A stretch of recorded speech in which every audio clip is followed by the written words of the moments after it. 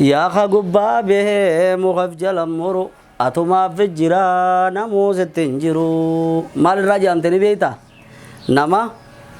wahin si godha jechaa if waa godhu namni san namuma muka if jala muruu jechuudha rabbi anas atis akkasin godhiniin siin jaa maaliif namni garii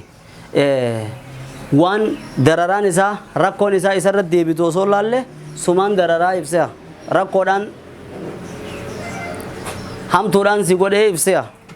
gowwaadhaa gaafa kan yaa jarana jeen jee ummataan yaa jarana wallaahi yoon if kabajan malee guyyaa kanaan isinit dukkaneessa akkam yaa aboo kamin nu dukkaneessita wallaahi hin jeete kakuu lafaan finneere akkamitti yaa bardamtaa teessaniif yoon ifin adiiftan malee aduma guyyaa tanaan isinit dukkaneessaa guutuu keessan awoo mee rabbumaa ji'ini lalla nu dukkaneessi qaa'ee jedhee kadhatan hin ootan gaajee eenoonu hin loltan hin lollu hin boochan hin boonyu na dhaggeeffadha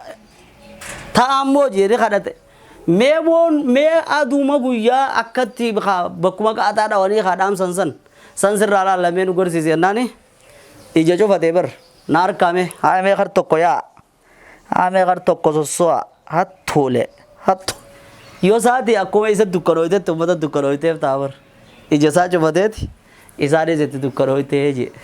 gowwaan fi ija cufateeti namni hundi cufateef ta'a rabbi akkas isin hin godhin salaamu alaikum